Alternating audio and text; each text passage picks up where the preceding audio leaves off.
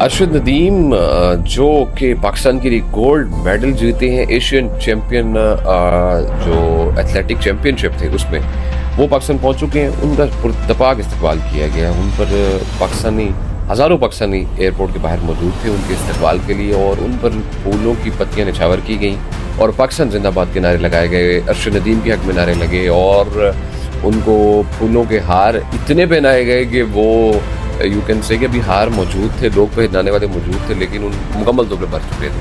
اس سے پتہ لگتا ہے کہ پاکستانی سپورٹ سے کس حد تک محبت کرتے ہیں. پاکستانی اس شخص سے محبت کرتے ہیں جو پاکستان کا نام روشن کرے.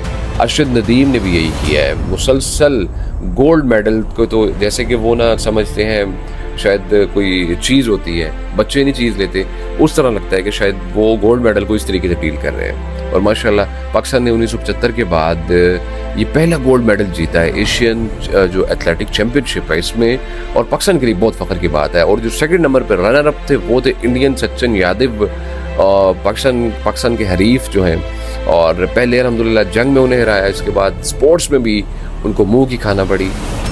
یہ تمام در کریڈٹ جو ہے ارشد ندیم کی جو محنت ہے, اس کی قابلیت ہے, اس کی کنسسٹنسی ہے, اس کو جاتا ہے.